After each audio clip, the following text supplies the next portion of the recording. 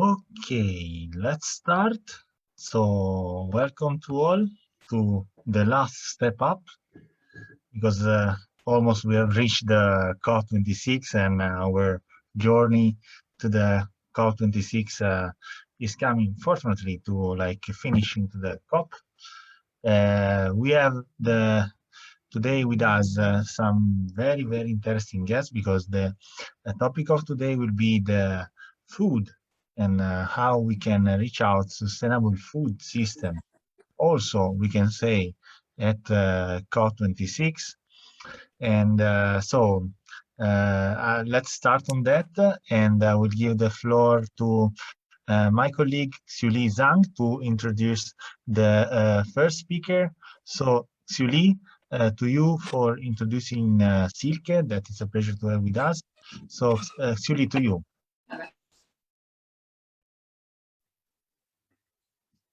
Hey, okay, thank you very much. And okay, and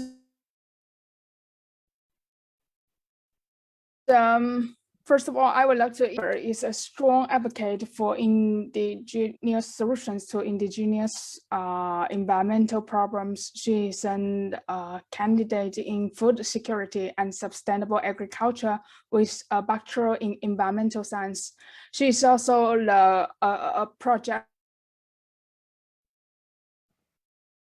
as manager for in Zimbabwe. She is highly experienced in youth mobilizations for climate smart agriculture activism and research in sustainable agriculture solutions.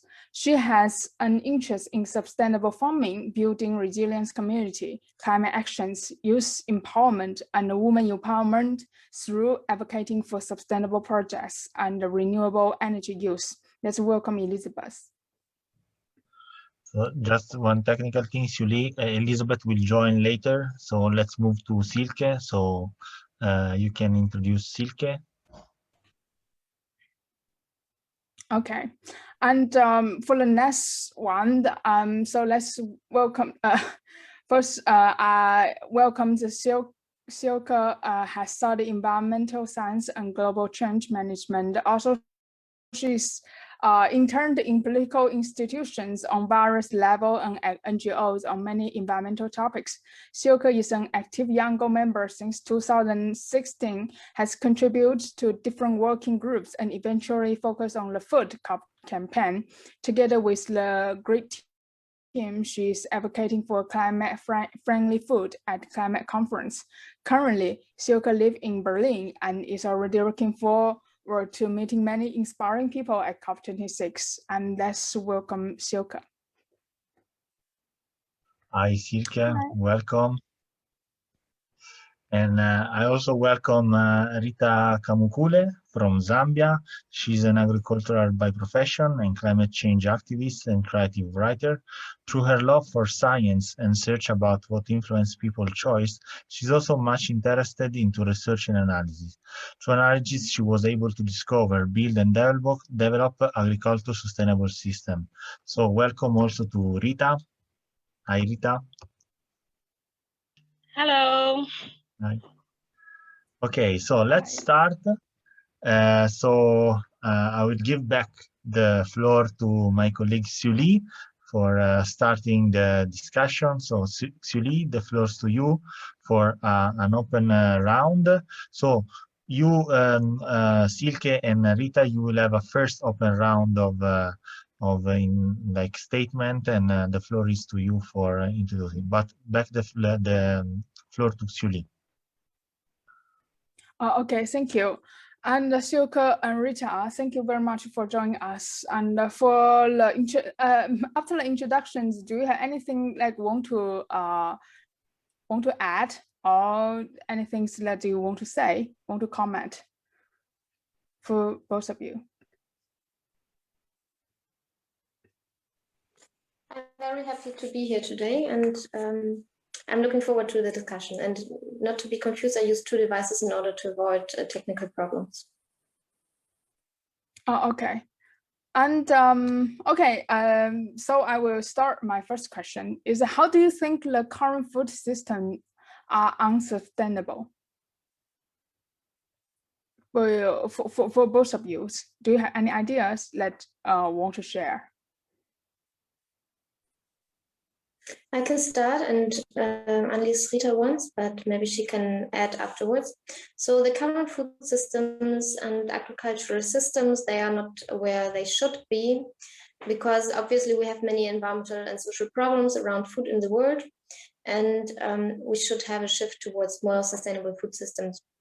And with more sustainable, well, I come from the perspective from the Food at COP campaign, so that's a campaign for climate-friendly food at COP. And we argue for the diet that has less meat and dairy products and focuses more on plants, because this way we can have more plant-based products in our meals, and that would leave a burden from the agricultural system, because we would need less land and less resources to produce food. Mm-hmm. Maybe Okay. Rita wants to add. And Rita. Yes, please. So the current food system is unsustainable when it comes to, we look at environmentally. The practices that they are using are very unsustainable. Economically,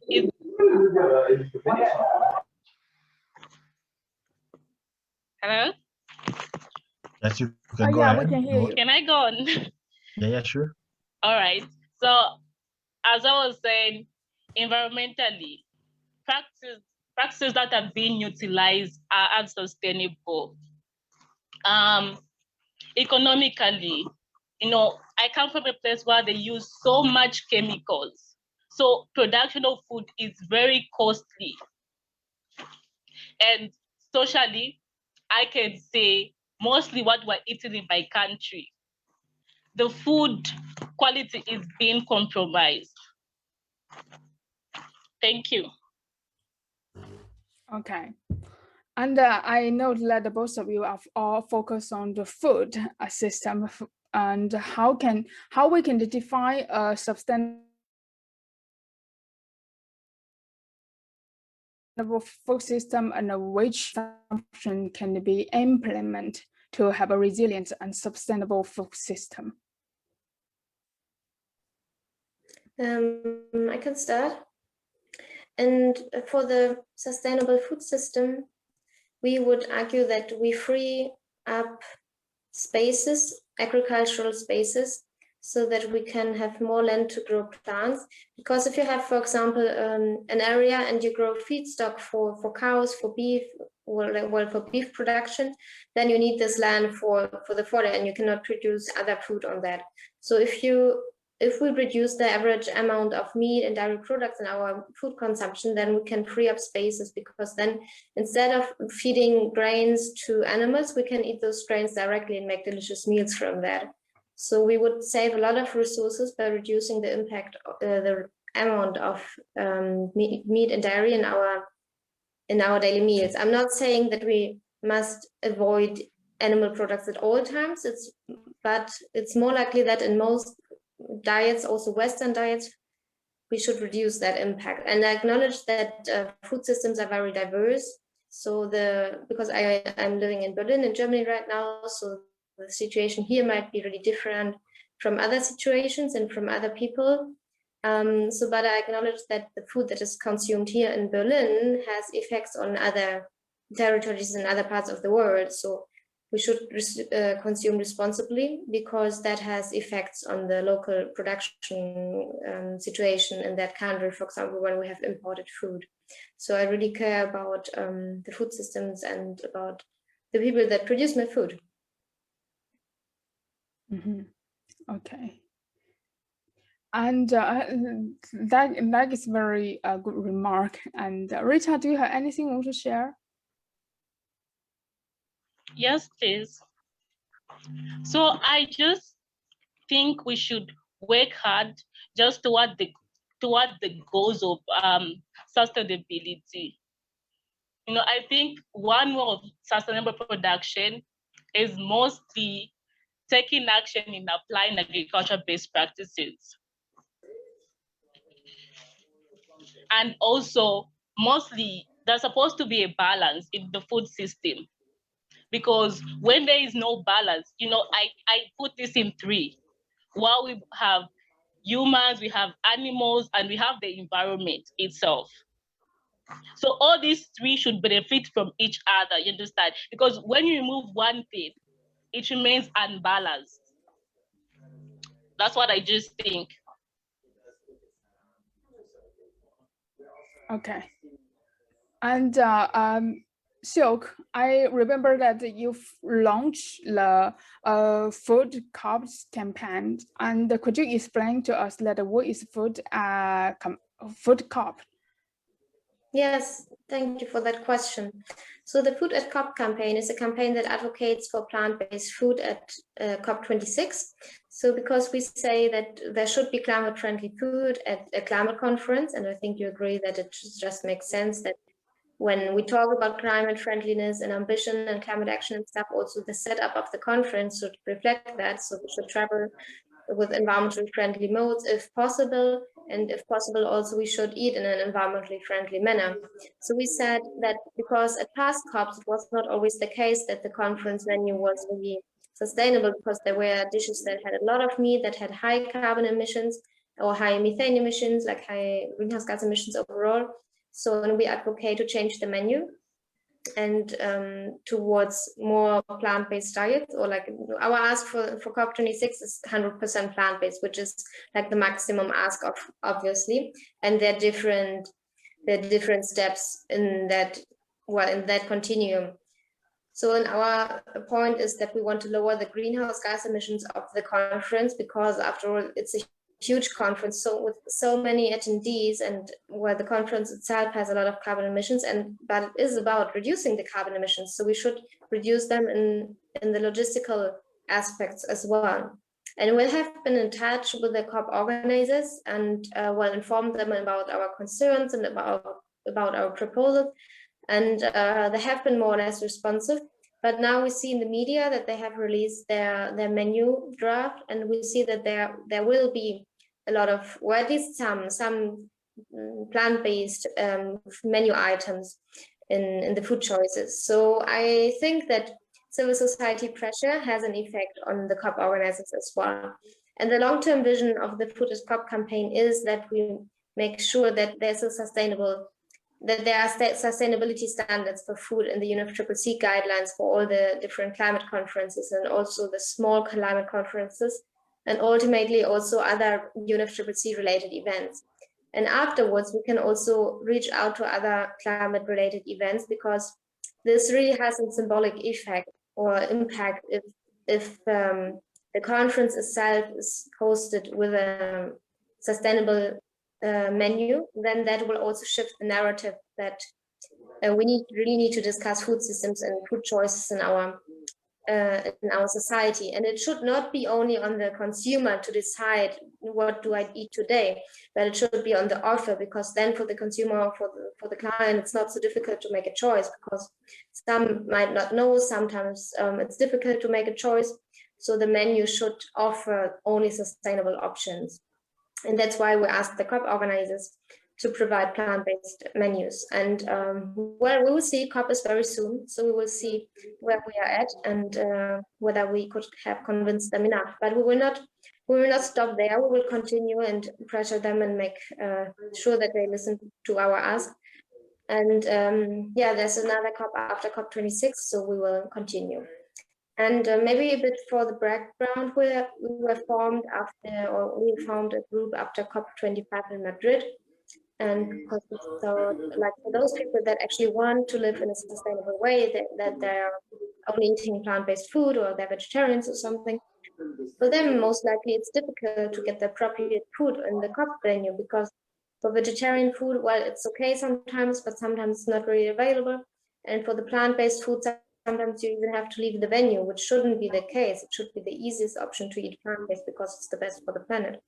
And while with the Food at COP campaign, we're not saying that people should change the lifestyle. Well, other advocates are asking this, but with the Food at COP campaign, we are at this moment not asking that. We are just asking that the conference itself should be organized plant-based, and then it's up to the attendees, whether they want to have the bacon and eggs in the morning in the hotel, or the pizza with meat or whatever with cheese in the evening, and they can even bring their milk chocolate bar to the venue. So there's no problem with that. We just want the official food should be plant-based to reflect the ambition of the conference. And while we have a petition that people can sign, I can put the link in the chat in a minute. We also have an endorsing form for organizations that want to support our ask. We recently created, well, this week, a website. It's still under construction, but at least there's something. We also have weekly meetings every Tuesday at 4 p.m. UTC. Maybe that will change with the time shift by 1 hour or something. But you can join us. We also have a WhatsApp group and a Slack channel. We are present on social media. So if you want to get in touch, you can write to us, also to our Gmail address, and contribute if you like. Mm-hmm. Okay, quite impressive. And it seems that you do a lot of work, and congratulations as well for, and also thank you for a lot of things that you have done. And the next one is for Rita. Rita, how do you think education can help to change behavior for a more sustainable food system? Okay, when it comes to education, I think of choice. What comes to my mind first is choice. I believe change comes with the understanding, knowing and understanding what's really going on. So it's through knowing and understanding, that's when, sorry. Can you repeat the question again?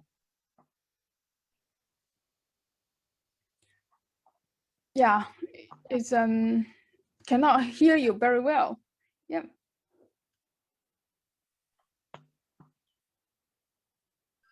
So the question was about the role of education to changing like food system, in your opinion, Rita.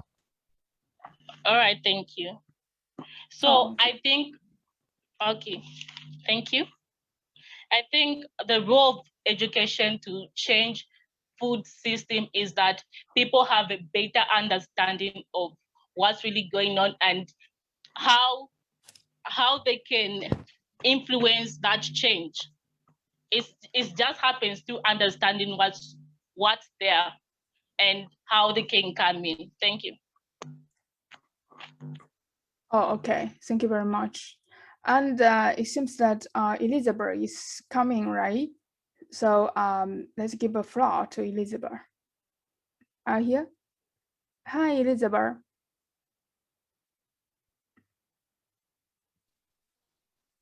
Hi. Hello. Welcome very much. And good. And it seems that we cannot hear you well, but great.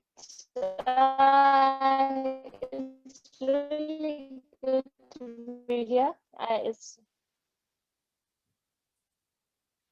Thank you so much.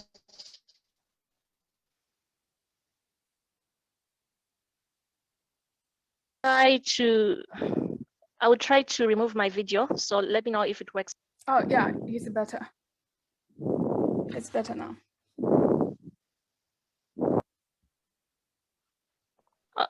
Okay, can you hear me? Yes. Yeah. Okay. Is there a question that I'm supposed to respond to, or I can just talk about anything? Yeah, because okay. If you want to, like, also a brief statement, we are very glad that you are here. You are from the Agriculture Working Group, so you have now the floor for like a brief greet. I know that you have also other committees after, but very glad to have you also your statement now. Thank you so much. Thank you so much for the platform. I so much appreciate, and my apologies, my network is not so good. Due to the effects of climate change, where I am from, it is altered seasons. So you find that it's supposed to be summer this period because of the shift of seasons. So but basically, my name is Elizabeth Gulugulu. I'm the contact point for the Agriculture Working Group under the Children and Youth Constituency to the UNFCCC, whereby we've been doing quite a number of initiatives with support from quite a number of organizations like FAO, and we've been following the Coronivia discussions, Coronivia Joint Work on Agriculture. So most of the work that we do as the Children and Youth Constituency feed into the COJGWA. We talk about it all, about access to water, access, the importance of good soil nutrition, the impacts of livestock, issues to do with innovation and technology.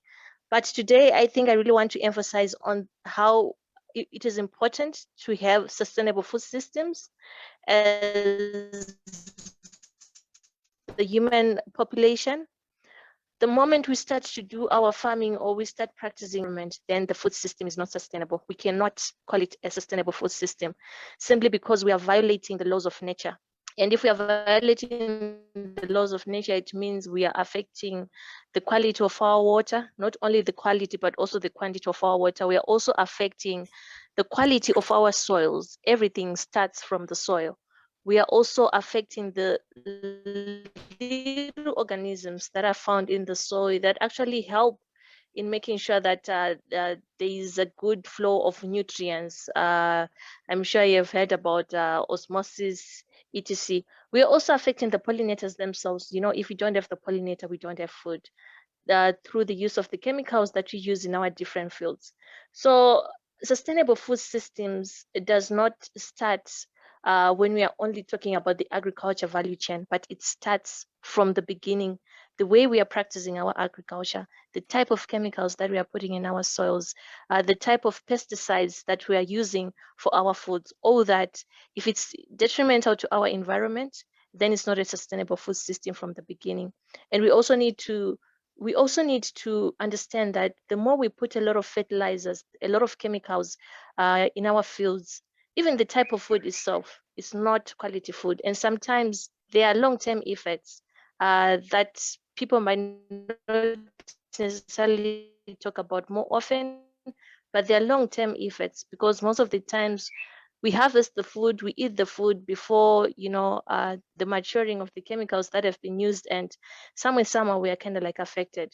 So I want to emphasize on the importance of practicing sustainable agriculture. Could it be climate smart agriculture initiatives? But we need to make sure that before we start talking about, resilient communities, before we start talking about the agriculture value chain, before we start talking about food that is in our place, sustainable food systems, we start talking about it in the field as any kind of food that we are growing. Then there are also cross-cutting issues, like issues to do with labor. There are also issues to do with how women or gender spend more time in the fields. Also issues to do with how we don't have a lot of young people within the sector. And, all those things, they affect food systems. And it is very important for us to have quite a number of young people because we are saying they're still energetic, they're tech savvy, their innovations can actually help in increasing the yields, in increasing the produce that is in the field, which is why we need young people to advocate for these issues, to push for these issues, to put for sustainability, to push for sustainable food systems. So it is very, very important to make sure that all our policies, national and international policies, they are mainstreaming and highlighting the importance of having young people in the agricultural space and in the agricultural sector. Then issues to do with, people will say young people, they are not interested with farming, but at times, let's look at the type of, how much are they getting when they are getting into farming? They need to be supported financially, technically, for them to come up with sustainable food systems. The reason why most young people are shunning the fields is because sometimes the type of hours they're spending in the fields, they're not comfortable. Sometimes even the resources themselves, they are not enough. And it's better for them to migrate or to opt for other options, which might not necessarily be in the agricultural space. I also want to support, I joined in the meeting when Silke was talking about the initiatives that they are doing to make sure that COP is, the foods that we're eating within the COP spaces are sustainable, are healthy.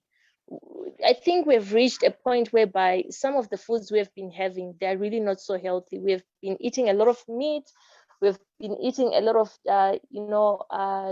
GMOs, and they're not so good to our health. And people, they don't like talking about these things because somehow, it might affect their profits, but we need to start talking about it. We cannot start talking about having a healthy planet without having a healthy population or healthy people. So for our people to be healthy, for us to start talking about sustainable food systems, for sustainable food systems to be appreciated, we need to start telling people the truth on what kind of practices they need to start practicing now, so that we avoid quite a number of diseases, we boost our immune system, we make sure that even our policies, they tackle issues to do with food productivity, because most of the times healthy foods, they are very, very expensive, and they are not diverse. It's very, very difficult for them, it's very difficult for you to purchase them. They are very, very expensive anyway. Go to the next street, they are quite cheap, and most young people are attracted to fast food, but we now need to change the narrative and start speaking and telling them the truth that sustainable food systems are doing healthy lifestyles. We now need to consider plant-based diets. We now need to consider shifting the way we used to practice our agriculture to more sustainable agriculture. I know I have a lot to say, but I will stop here. And in case you have any questions, please feel free to use the chat box. Thank you so much. Thank you so much for, very impressive remark and comment. And actually, for following that, I have questions to three of you for our guests. And what are positive transformative approach youth can take in addressing post-COVID and climate change crisis on global food system? Does anyone want to answer? What are positive transformative approach use that young people can take in addressing post-COVID and climate change crisis on global food system? Yeah, does anyone have any idea, any thoughts they want to share? Hello? Oh, Khalido, hello. Actually, we are not open to the audience now, but yeah, maybe you can share later, or you want to stick to that. Okay. Can I go? Maybe you can share later. No. We can make like the space after for question. Now let's address to the speaker first. That maybe I have some issue. Okay. So you can go ahead with the speaker. Yeah. And Khalidu, we will give you the floor. First. No, but I prefer to wait, and as he saw that I wait time that I would have maybe at the end the opportunity to answer the question. It doesn't matter. Okay. Yep. Thank you. At the end of the at the end we will have a space for you. Yeah. Okay. Okay. Rita, you can share now. Okay, so what we're doing in my country, we have started creating climate justice clubs in schools just to make young children know about climate change. We respect them, we teach them respect and care for nature. Just simple, it's just like last time we had a gathering through Climate Social Forum. People gave me different ideas in how to initiate this initiative of climate justice clubs in schools, and we came up with a strategy how we can influence children to know about climate and what they can do to respect and care for the environment, and also how we can engage young people also, mostly by here in my country, there's so much awareness with that, because when I ask someone, do you know about APG, what does it mean? So we still have a challenge. So I'm trying to, next year we're coming up with something that's very, because we're going to be doing a lot of advocacy about climate change and how we can work together and come up with solutions to these problems. And also I'm working with an organization in my country called Young. So this year we're working towards multiplication of organic seeds, maize, so that next year we'll be going in communities and giving out and also teaching agricultural practices, because I have created myself a system called approaching farming as a business with a system. What the system is what the sustainability part lies, and the business I teach entrepreneurship. So I've mixed together entrepreneurship and organic farming, because mostly I saw a loophole when it comes to organic farming. Tomorrow they teach rotation, but for me I said, no, this is not a good approach. So I connected everything together. I connected different parts to make a system. So I think next year I'll be doing more of sharing my system with the people. Thank you. Oh, okay. Thank you very much. And yeah, and Silke and Elizabeth, do you have any comment? I can go ahead. So speaking from the Food at COP perspective, I would answer to the question what youth can do in their communities to bring positive transformative approach and change and address the post-COVID and post-climate change crisis. And with regard to global food systems, I would say like taking the Food at COP approach, and if you agree that food diets and food choices and menus that have low greenhouse gas emissions are better for the climate and for the world, then I would invite you to, well, either join our campaign or start your own initiative on the ground in your local context. Educate others about the impact of food choices. So just to be aware about what you eat and what consequences it might have on the climate.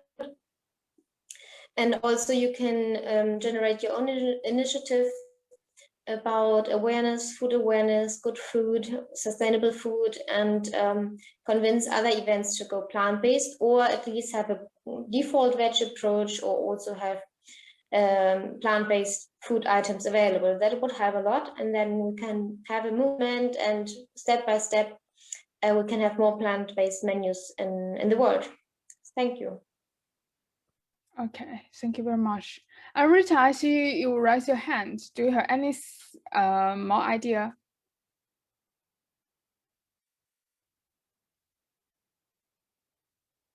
Hi, Rita. Okay, Elizabeth, do you have anything that you want to share? Sorry, it was just by mistake. Sorry. Okay. Okay. For the next questions, I think that for what is your views about the quote sustainable diet as medicine? Yeah, to our guests. I can start if you like, but yeah, if others want to go forward, then that's okay as well. So sustainable diets as a medicine,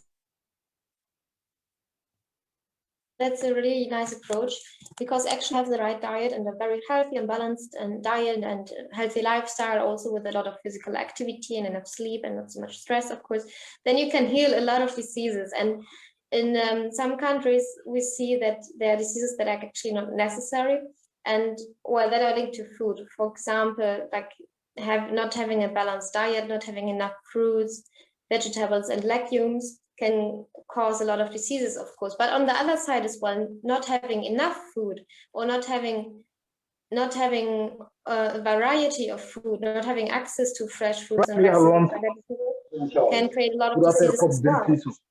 So speaking for the German Hi, Kalido. Hi, Kalido. Oh, yeah, okay. And Silke, go ahead. Thank you. Sorry. So in our campaign, we have participants and volunteers from all over the world. So in the campaign, we have a very diverse spectrum. But now I want to speak about the German case because that's where I'm from and where I can speak for. So at least speaking for Germany, we have public health guidelines, and the average diet is not following that. The average diet has provenly too much meat and dairy products in the diet. So it would be healthy and it would be beneficial to the public health system to go plant-based, well, to increase the plant-based share on the menu at least. So then we would decrease a lot of diseases, we would decrease obesity, we would decrease heart-related or like blood cholesterol-related diseases. So I'm not a doctor or medicine or something, but I think there's a connection and a correlation between a sustainable diet, healthy diet, and sustainable food choices and food systems. So by increasing the awareness of sustainable food, and sustainable in this case means healthy food, sustainable for your body, but also sustainable for the planet, and sustainable to your neighbor in the other country that is producing that food, or sustainable to your neighbor in the next street, because there might be a food production site as well. So advocating for a holistic, sustainable food approach would be my ideal. And then we can also work together with health scientists and have an intersectional approach towards food system, because very much linked to health as well. So I think that would be my answer. Okay, that's excellent. And Rita, actually, you come from developing countries. Me too, as well. From China, it's also a developing country. And that how can we transform the landscapes of local food system for sustainable, equitable, and resilient development in developing countries? Do you have any thoughts about this? Sorry, Rita. question again. Yeah. Question again, how can we transform the landscapes of local food systems for sustainable, equitable, and resilient development in developing countries? I do actually think we have to work on better design of food systems. Also, transform how we interact with these natural resources in a certain way. Mm-hmm. Okay, and okay, Silke, and from civil citizens from the Berlin, do you have any thoughts about these questions, which focus specific on the developing countries? Like, how can the developing country transform the landscape of local food system from the developed country perspective? So in our campaign, we work together with people from different origins and countries, and we also work together with indigenous communities, at least not with all the indigenous communities, of course, but at least with some partners of the indigenous communities. And they said to them, it's also important that at least the Western world, or those that have like high shares of meat and dairy products in their food consumption, reduce those, because like the food consumption in one place has effects on their territory. So the people that lady that we spoke to, she said that her territory or her community, her indigenous community, is threatened by land grabbing, and this land is caused by deforestation for cattle ranching, and then that cattle that is ranched there is exported in another country where people in that specific country eat too much meat. So decreasing the share of meat products in your diet would also benefit, for example, that indigenous community, maybe not in a direct link, but overall, yes, in the system. So, and this example might also occur in other situations. And we are also talking about deforestation. So of course, for cattle ranching, you need a lot of space, and that the cause for deforestation in many countries or in many examples. We should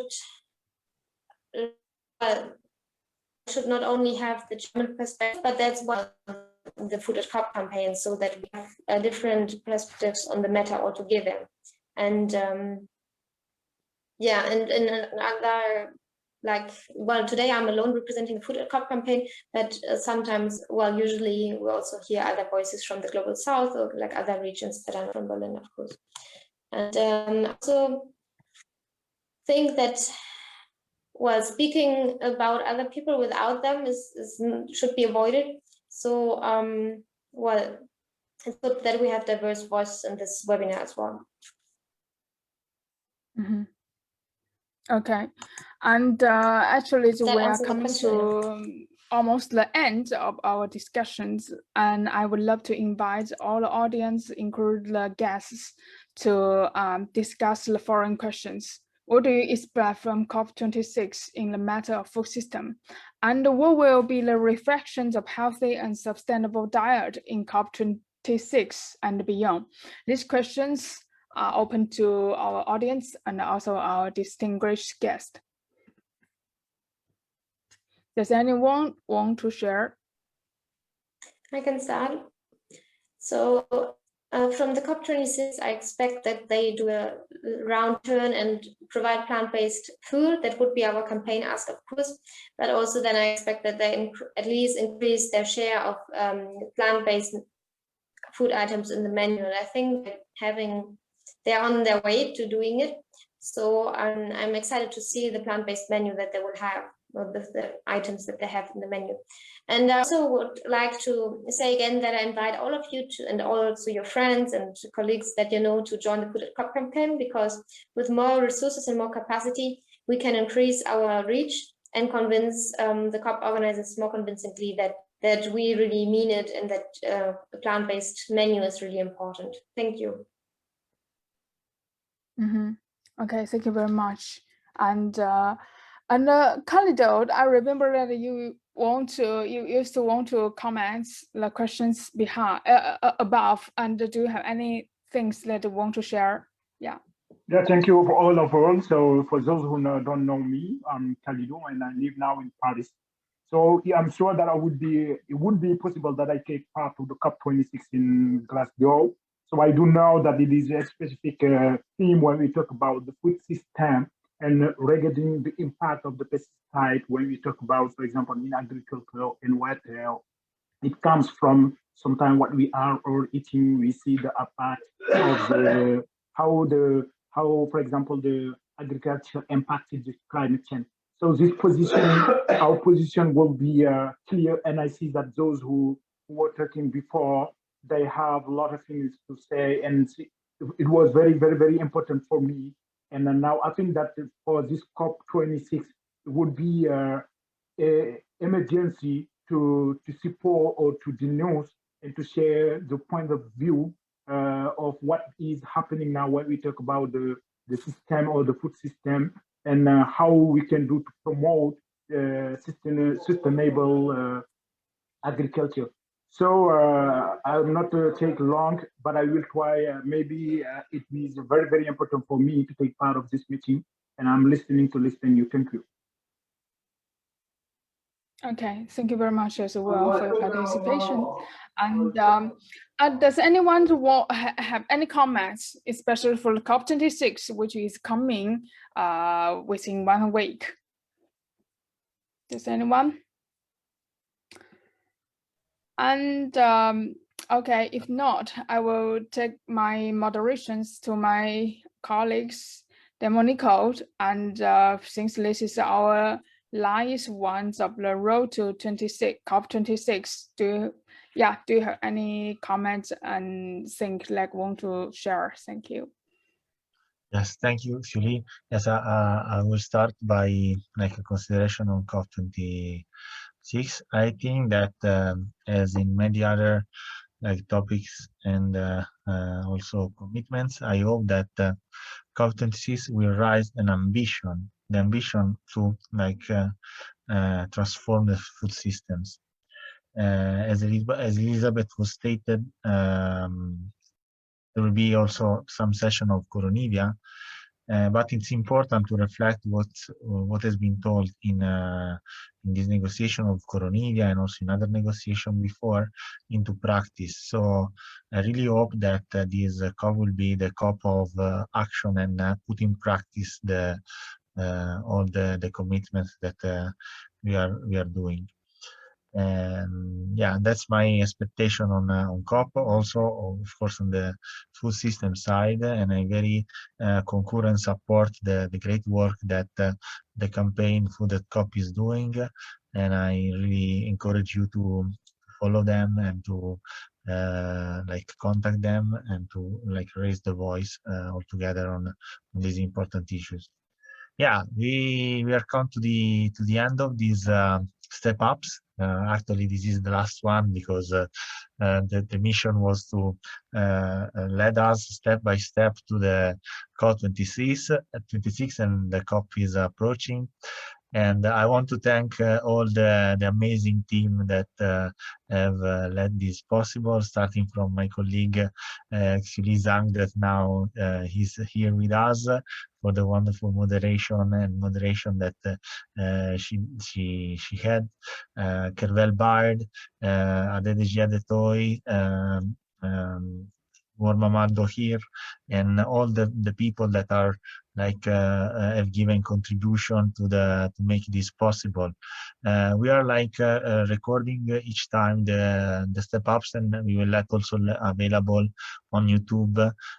We have a playlist where we put them, and also this one will be put into the playlist. I also thank the speakers for the amazing session. Thank you, Silke. Thank you, Rita. Thank you, Elizabeth, and also the previous speaker in this initiative. And I hope that this path has served as a sort of peer-to-peer capacity building, because it's important to share knowledge and to share experiences and so on, because only like this we can grow together and we can get prepared also to the common challenges that we all have. Yeah, that's it for my side. Thank you very much for listening and support, and thank you for your time, contribution, and so on. I don't know, Xiuli, if you want to.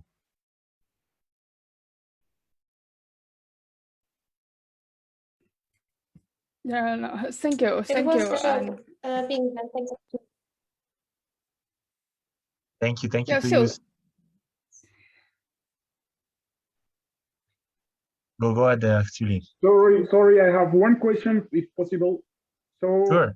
I would like if you have an idea about the accommodation in Glasgow, because I'm looking for the accommodation in down hotels, but I wouldn't find. So if one of you have some idea about it, can send me just an email, because maybe I will put my email address inside or something, or my phone number, please. So until now, I'm looking for an accommodation in Glasgow for the second time of the COP, but second week, sorry, for the COP, but I couldn't find until now. Thank you. I hope that this initiative can help. Actually, I don't know if we can provide accommodation, but surely sharing the notice could help you to find that. I'll share with you the YouTube channel. So YouTube playlist, at least where all the step ups are. So here you can find since the first one to the last one, and yes, enjoy and hope that this can serve also for the future. Thank you very much to you. Thank you you so much. Yeah. Bye. Bye. Thank you so much. Thank you. Bye. Bye. Okay, thank you. Bye. Bye.